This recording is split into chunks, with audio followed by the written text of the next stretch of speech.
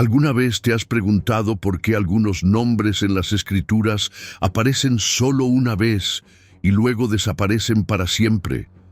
Hoy nos sumergiremos en la historia de un hombre cuyo nombre resuena en las páginas de Crónicas, pero del que la mayoría de los cristianos nunca ha oído hablar: Sefatías. Este no es solo un nombre más perdido en las genealogías bíblicas. Este es el relato de un guardián olvidado, un protector silencioso de Jerusalén, cuyo legado fue sepultado por el tiempo, pero cuyas acciones moldearon el destino del pueblo de Dios. Si eres de los que aman descubrir los tesoros escondidos de la palabra, este video te sorprenderá. Desvelaremos quién fue este hombre misterioso, cuál era su misión sagrada y por qué su historia fue casi borrada de la memoria colectiva. Prepárate para un viaje a través de los pasillos de la historia antigua, donde cada descubrimiento te dejará más intrigado. Y si has llegado hasta aquí, ya sé que tienes sed de conocimiento bíblico profundo. Por eso, no olvides suscribirte al canal y activar la campanita para no perderte ninguna revelación que hemos preparado para ti. Comencemos esta investigación histórica que cambiará tu perspectiva sobre los personajes menores de la Biblia. Es la figura de Sefatías, un guardián silencioso. En las páginas empolvadas de Pino Crónicas, entre genealogías que parecen interminables y listas de nombres que desafían nuestra pronunciación, surge una figura que pocos notan: Sefatías. Pero este nombre no estaba allí por casualidad. Cada letra, cada sílaba, llevaba un propósito divino que trascendía el simple registro histórico. Sefatías, cuyo nombre en hebreo significa Yahweh juzga o juicio del Señor, nació en una época donde Jerusalén no era solo una ciudad, sino el epicentro espiritual de una nación que luchaba por mantener su identidad frente a imperios poderosos. Su linaje se remontaba a las tribus más nobles de Israel, específicamente a la tribu de Judá, de donde saldrían reyes y profetas que marcarían la historia de la humanidad. El período en que Sefatías vivió estuvo marcado por una tensión constante. Jerusalén había experimentado tanto la gloria como la humillación. Los muros que un día protegieron al pueblo elegido habían sido derribados, el templo profanado, y muchos de los líderes llevados al cautiverio babilónico. Fue en este contexto de reconstrucción y esperanza renovada que hombres como Sefatías emergieron de las sombras de la historia. A diferencia de los grandes nombres que conocemos, David, Salomón, Josías, Sefatías no buscaba los focos del liderazgo público. Su misión era más sutil, pero no menos crucial. Él era lo que podríamos llamar un guardián silencioso, alguien que trabajaba entre bastidores para asegurar que la ciudad santa no solo sobreviviera, sino que prosperara de nuevo. Las evidencias arqueológicas y los registros históricos sugieren que Sefatías ocupaba una posición administrativa de extrema importancia. No era solo un escriba común o un funcionario menor. Estaba entre aquellos responsables de reorganizar la estructura civil y religiosa de Jerusalén después del regreso del exilio. Su función abarcaba desde la distribución de tierras hasta la supervisión de obras públicas esenciales para la restauración de la ciudad. Lo que hace a Sefatías aún más fascinante es su enfoque metódico y discreto. Mientras otros líderes de la época son recordados por grandes discursos o acciones dramáticas, Sefatías construyó su legado a través de pequeñas decisiones consistentes. Cada familia a la que ayudó a establecerse, cada disputa territorial que medió, cada proyecto de reconstrucción que supervisó, todo ello contribuía a un propósito mayor que él mismo quizás no lograba ver completamente. La tradición rabínica posterior sugiere que Sefatías poseía una profunda comprensión de las leyes mosaicas, especialmente aquellas relacionadas con la administración urbana y la justicia civil. Esto lo convertía no solo en un administrador competente, sino también en un respetado intérprete de la Torá. Su casa se convirtió en un punto de referencia para aquellos que buscaban orientación sobre cuestiones complejas que involucraban tanto aspectos legales como espirituales. Innovación y liderazgo en la reconstrucción de Jerusalén. Una de las características más destacadas de Sefatías era su capacidad para unir a personas de diferentes orígenes. La Jerusalén post-exilio era un mosaico complejo de repatriados, comunidades que permanecieron en la tierra durante el cautiverio e incluso algunos extranjeros que abrazaron la fe en el Dios de Israel. Administrar esta diversidad requería no solo habilidad política, sino también una sabiduría especial que pocos poseían. Los registros indican que Sefatías implementó un sistema innovador de resolución de conflictos que se basaba tanto en la ley mosaica como en el sentido común práctico. Estableció pequeños tribunales en los diferentes barrios de Jerusalén, cada uno supervisado por ancianos respetados, pero todos coordinados bajo su orientación general. Esta descentralización de la justicia permitió que las disputas menores se resolvieran rápidamente, mientras que los casos más complejos llegaban a él para una decisión final. Su residencia, ubicada estratégicamente entre el barrio de los sacerdotes y la zona comercial de la ciudad baja, se convirtió en un símbolo de puente entre lo sagrado y lo secular. Allí, los comerciantes discutían contratos mientras los levitas planificaban los turnos del templo. Sefatías había creado un ambiente donde la vida práctica y la devoción espiritual coexistían armoniosamente. El método de trabajo de Sefatías también reflejaba una profunda comprensión de la psicología humana. Él sabía que las personas que lo habían perdido todo durante el exilio necesitaban no solo estructuras físicas reconstruidas, sino también esperanza renovada. Por eso, cada proyecto que supervisaba llevaba un elemento simbólico que apuntaba a un futuro mejor, a la restauración no solo de la ciudad, sino del alma nacional de Israel. La verdadera magnitud de la obra de Sefatías solo puede comprenderse cuando analizamos el estado caótico en que se encontraba Jerusalén cuando él asumió sus responsabilidades. La ciudad santa no era más que un conglomerado de ruinas habitadas por familias dispersas, cada una luchando por su propia supervivencia. Los muros destruidos por Nabucodonosor décadas antes seguían siendo un recordatorio doloroso de la humillación nacional, y la falta de una administración centralizada había creado un ambiente de anarquía civilizada. Fue en este escenario desolador donde Sefatías demostró su verdadera vocación. A diferencia de otros líderes que se concentraban en la reconstrucción física, él comprendió que Jerusalén necesitaba primero ser sanada en su alma colectiva. Su primera gran iniciativa fue establecer lo que los registros llaman los círculos de restauración.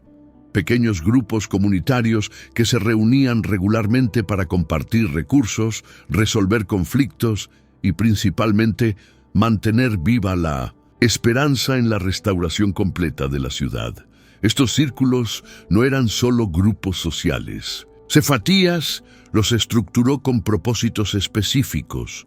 Algunos se enfocaban en la preservación de las tradiciones orales que corrían el riesgo de perderse. Otros se dedicaban a la enseñanza de los niños nacidos en el exilio que no conocían las costumbres ancestrales, y había también aquellos especializados en diferentes aspectos de la reconstrucción física, desde la agricultura urbana hasta técnicas de construcción adaptadas a los escombros existentes. El genio de Sefatías residía en su capacidad para ver conexiones donde otros solo veían fragmentos aislados. Se dio cuenta de que la viuda que dominaba el arte de la tejeduría podía enseñar a las jóvenes repatriadas, mientras que estas últimas, con su experiencia de tierras extranjeras, aportaban nuevas perspectivas sobre comercio y organización urbana. El anciano que había memorizado cánticos del templo podía trabajar junto al joven escriba que había aprendido técnicas avanzadas de registro en Babilonia. Sus intervenciones eran siempre sutiles, pero profundamente estratégicas. Cuando surgía una disputa sobre límites de propiedad, común en una ciudad donde los hitos antiguos habían sido destruidos, Sefatías no simplemente imponía una decisión autoritaria. En cambio, organizaba caminatas colectivas por los terrenos en cuestión, durante las cuales los ancianos compartían recuerdos de los tiempos anteriores al exilio. Los jóvenes medían distancias con técnicas aprendidas en el cautiverio y gradualmente emergía una solución consensuada. La metodología de Sefatías para la reconstrucción urbana era revolucionaria para su época. Él comprendió que no bastaba con reconstruir los edificios antiguos. Era necesario reimaginar Jerusalén para una nueva era.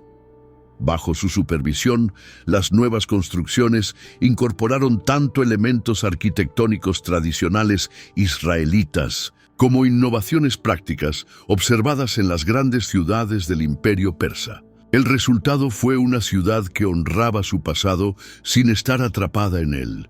Uno de los proyectos más ambiciosos de Sefatías fue la creación de lo que él llamó los Jardines de la Memoria.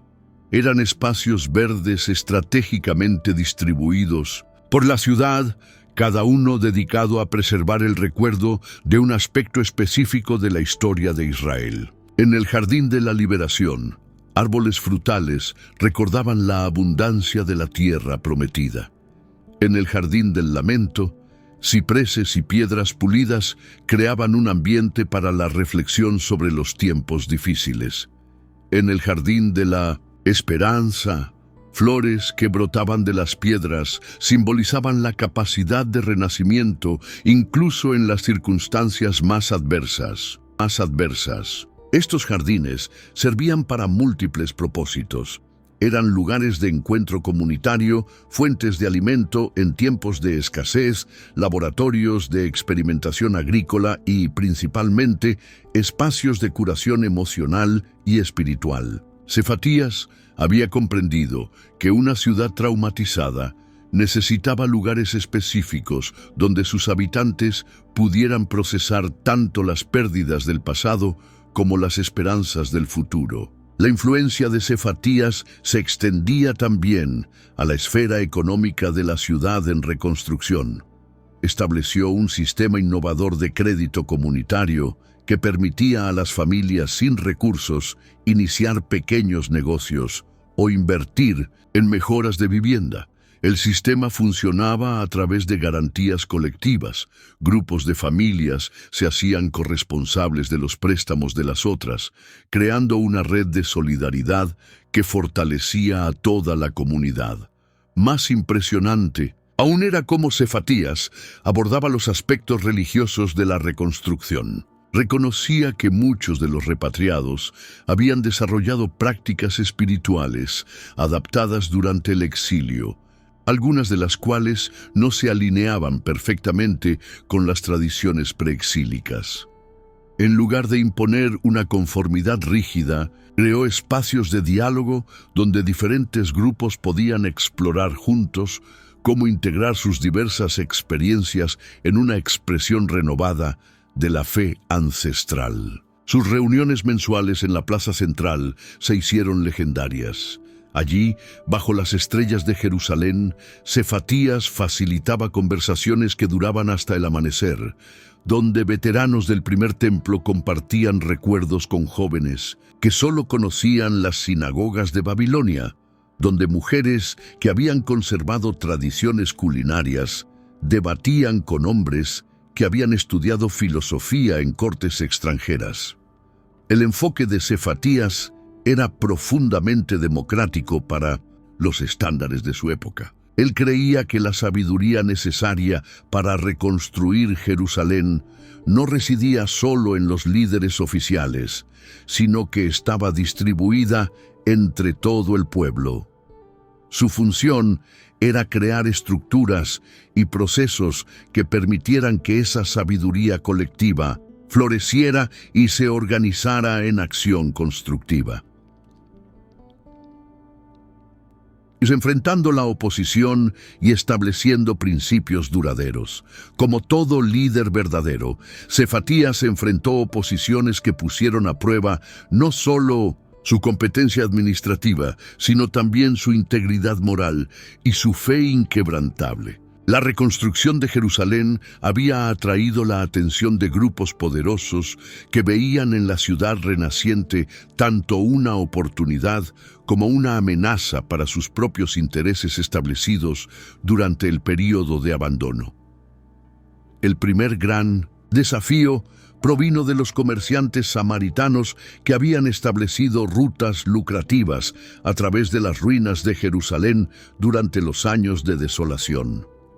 Para ellos, una ciudad próspera y organizada significaba el fin de sus monopolios informales y la necesidad de competir en condiciones más equitativas. Utilizando su influencia ante las autoridades persas regionales, comenzaron a cuestionar la legitimidad de los proyectos de reconstrucción liderados por Sefatías. La respuesta de Sefatías a esta primera crisis reveló la profundidad de su sabiduría estratégica. En lugar de confrontar directamente a los opositores o apelar a autoridades superiores, optó por un enfoque que transformaría a los enemigos en aliados reticentes. Sefatías propuso la creación de una liga comercial del corredor Jerusalén-Samaria, donde las ganancias de las nuevas rutas comerciales se compartirían proporcionalmente entre todas las comunidades participantes.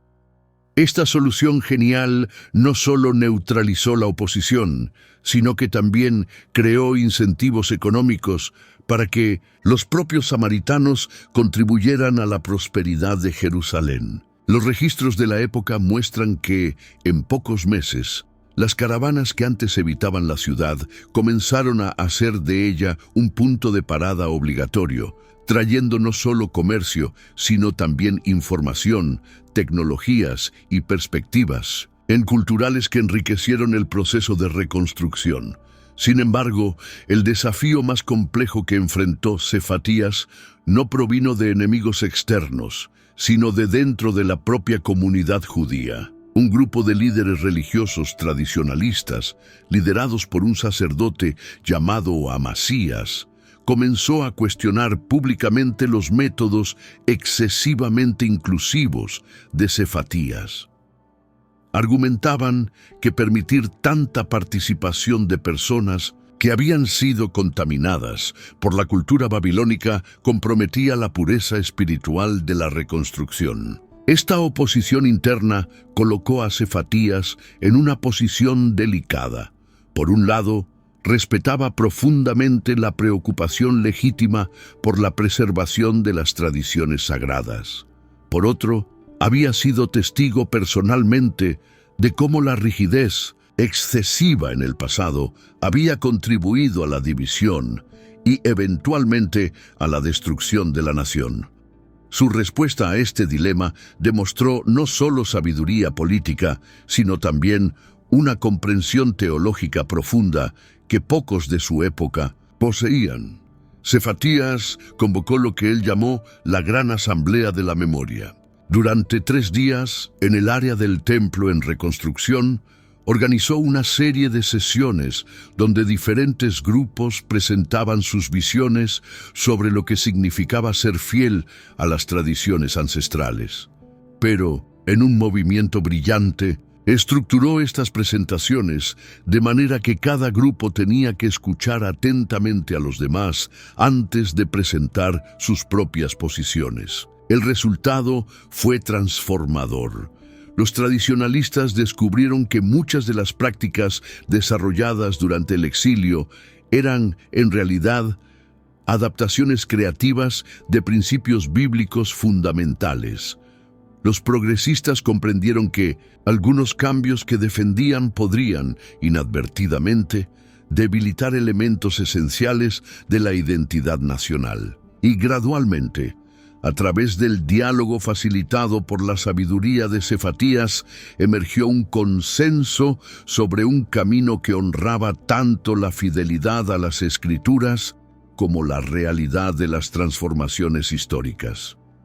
Durante este periodo, en turbulento, Cefatías desarrolló lo que los registros llaman los principios del liderazgo de servicio. Estos principios no fueron formulados como un tratado filosófico, sino que surgieron orgánicamente de su práctica diaria de liderazgo. El primer principio era que la verdadera autoridad proviene del servicio genuino a las necesidades reales de las personas, no de posiciones formales o tradiciones heredadas. El segundo principio establecía que los conflictos son oportunidades de crecimiento colectivo, siempre y cuando se aborden con humildad y una disposición genuina para encontrar soluciones que beneficien el bien común. Cefatías demostraba este principio transformando cada crisis en una oportunidad para fortalecer la cohesión comunitaria y profundizar la comprensión mutua entre grupos diversos.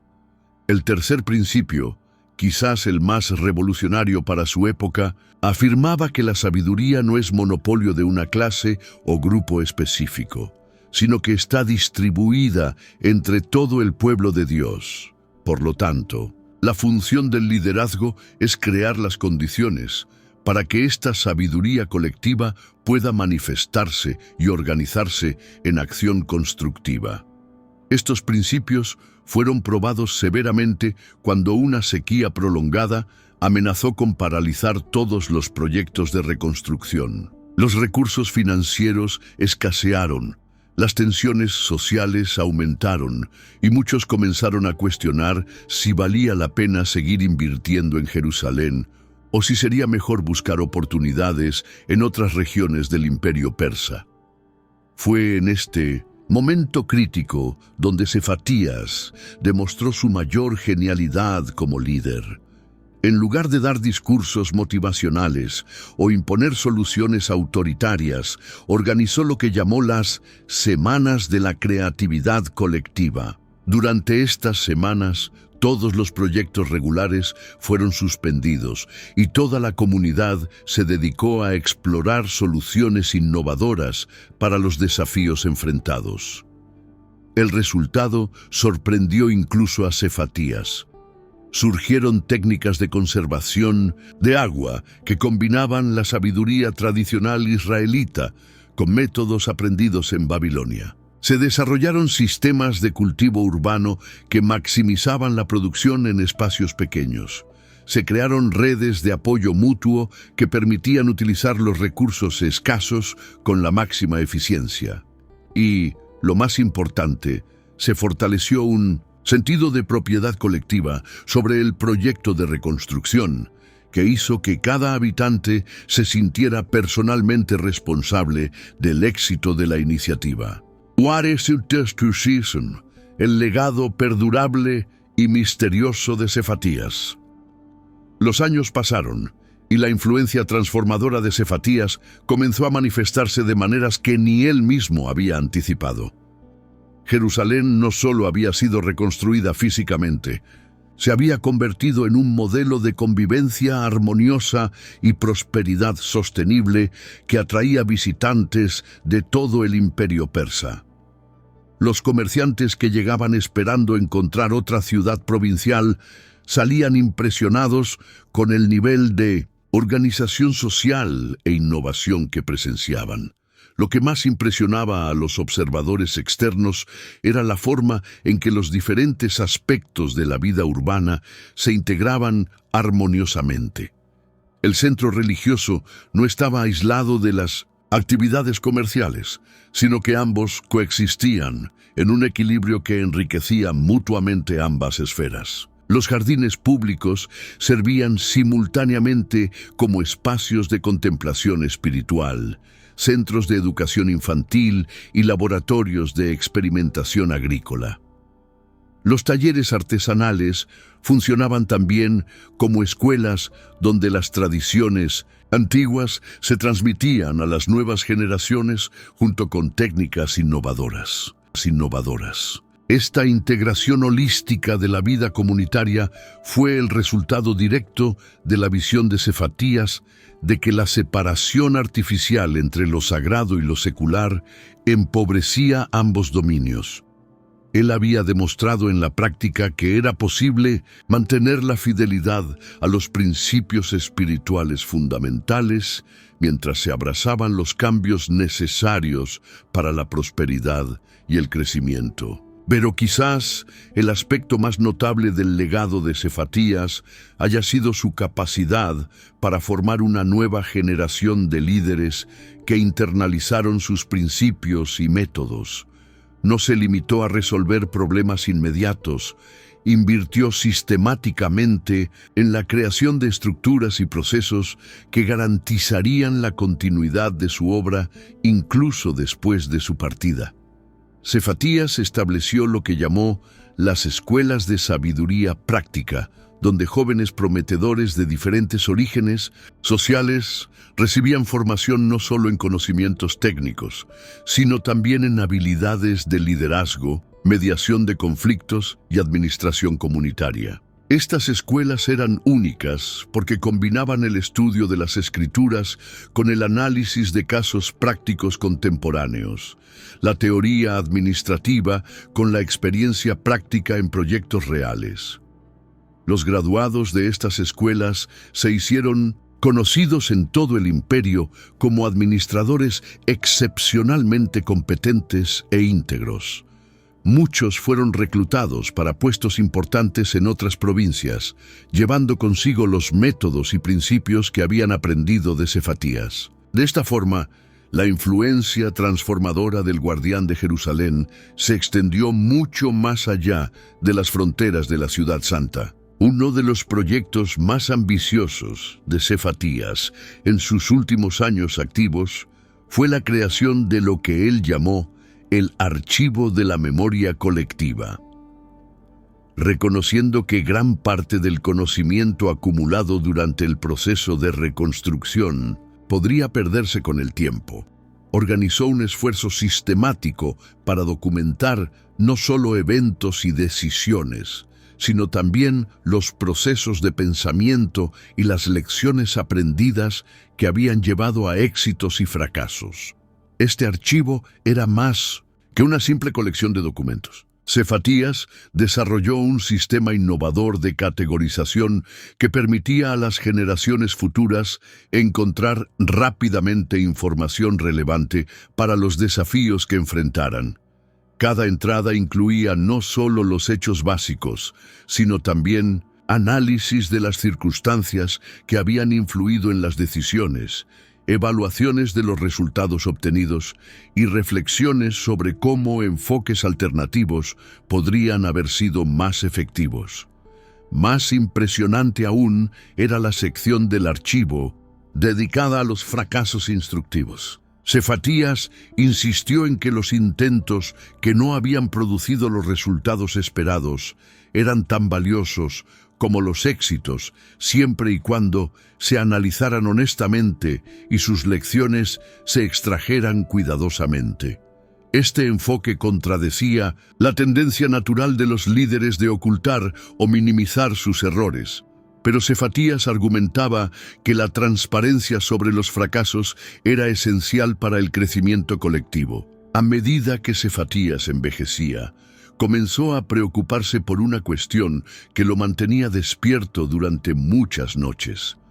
¿Cómo garantizar que los principios y métodos que habían transformado Jerusalén sobrevivirían a los inevitables cambios políticos y generacionales que vendrían? Había observado cómo muchas reformas bien intencionadas en otras ciudades habían sido abandonadas o corrompidas cuando sus idealizadores originales salieron de escena.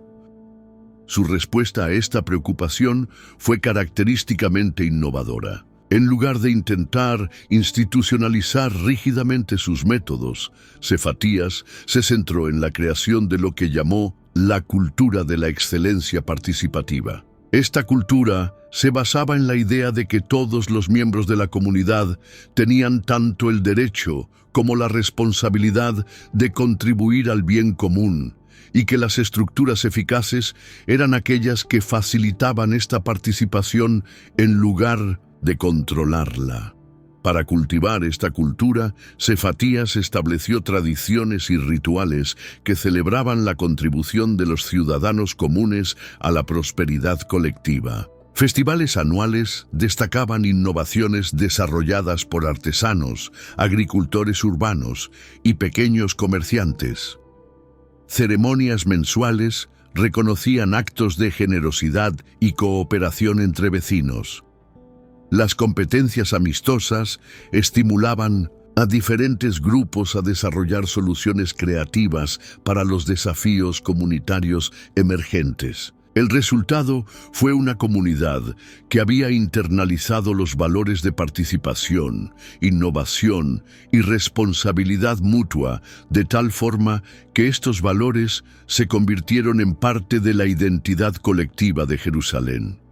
Incluso cuando las circunstancias externas cambiaban o nuevos líderes asumían posiciones de autoridad, la población mantenía expectativas elevadas sobre la transparencia, la inclusión y la eficacia que obligaban a cualquier administración a mantener estándares elevados. En los últimos registros que tenemos de Sefatías en actividad, aparece no ya como el administrador central de grandes proyectos, sino como un consejero respetado al que acudían líderes de diferentes generaciones cuando enfrentaban dilemas particularmente complejos. Su sabiduría había madurado hasta el punto de que frecuentemente ayudaba a otros a encontrar sus propias soluciones en lugar de imponer sus perspectivas.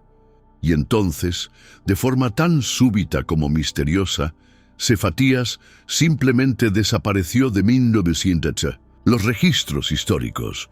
No hay relatos de su muerte, no hay descripciones de una despedida formal, no hay tumba identificada o luto público documentado. Un día estaba allí, orientando la resolución de una compleja disputa comercial, participando en una reunión sobre la expansión de los jardines públicos, compartiendo conocimientos sobre la integración de nuevos refugiados de otras provincias, del imperio. Al día siguiente, simplemente ya no estaba. Esta desaparición enigmática generó numerosas teorías a lo largo de los siglos. Algunos sugieren que Sefatías, dándose cuenta de que su obra estaba consolidada y que su presencia continuada podría impedir el desarrollo de la autonomía comunitaria que tanto había promovido, decidió deliberadamente apartarse para permitir que Jerusalén creciera sin depender de su liderazgo. Esta teoría se apoya en el hecho de que, en los meses anteriores a su desaparición, había delegado gradualmente sus responsabilidades más importantes a diferentes líderes emergentes. Otros historiadores proponen que Sefatías pudo haber sido llamado a una misión secreta en otra parte del imperio persa, donde sus habilidades únicas de administración y mediación eran urgentemente necesarias. Esta hipótesis está respaldada por referencias vagas en documentos persas de la época sobre un consejero judío extraordinario que ayudó a resolver conflictos étnicos en provincias distantes, aunque el nombre específico nunca se menciona. Una tercera teoría, más romántica pero no menos plausible, sugiere que Sefatías pudo haber elegido sus últimos años para un viaje de peregrinación y reflexión, visitando comunidades judías dispersas por el imperio para documentar sus experiencias y aprender de diferentes adaptaciones de la fe ancestral.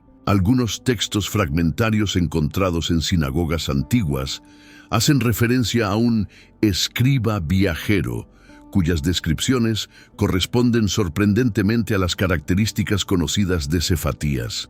Pero independientemente del misterio que rodea su final, el impacto de Sefatías en la historia de Jerusalén y en la tradición administrativa judía es innegable. En las décadas siguientes a su desaparición, las estructuras y procesos que él había establecido continuaron funcionando, con notable eficacia. La ciudad no solo mantuvo su prosperidad, sino que siguió innovando y creciendo de maneras que reflejaban claramente los principios que él había inculcado. Las escuelas de sabiduría práctica de Sefatías produjeron una generación de líderes que extendieron su influencia mucho más allá de Jerusalén. Registros de diferentes partes del Imperio Persa mencionan a administradores judíos conocidos por su integridad excepcional, habilidades de mediación y capacidad para integrar diversas comunidades. Muchos de estos líderes hacían referencia explícita a las enseñanzas de un gran maestro de Jerusalén, sugiriendo que la tradición de Sefatías se había convertido en una escuela de pensamiento reconocida. El archivo de la memoria colectiva, creado por Sefatías, se convirtió en un modelo que fue replicado en otras comunidades judías.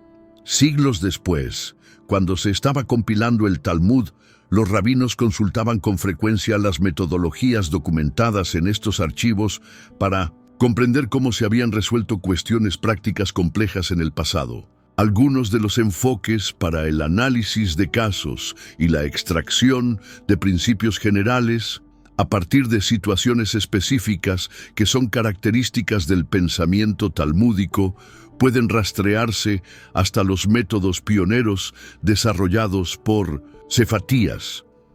Más significativo aún es cómo los principios de liderazgo de Sefatías influyeron en el desarrollo del gobierno comunitario judío a lo largo de los siglos. Su énfasis en la participación amplia, la transparencia de los procesos de toma de decisiones y la responsabilidad mutua entre líderes y comunidad estableció precedentes que se convirtieron en fundamentales para la tradición judía de autogobierno en contextos de diáspora.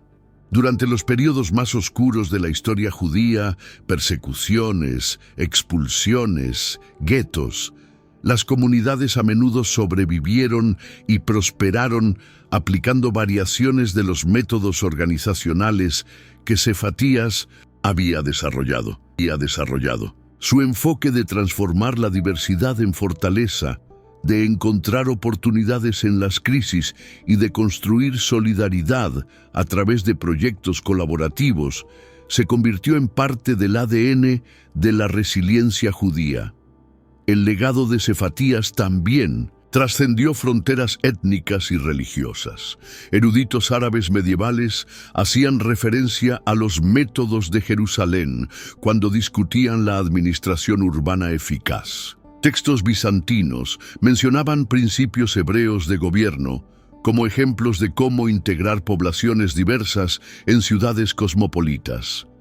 Incluso documentos cristianos primitivos citaban ocasionalmente la sabiduría del administrador judío al abordar cuestiones de liderazgo comunitario. Irónicamente, es posible que la propia desaparición misteriosa de Sefatías haya contribuido a la durabilidad de su legado.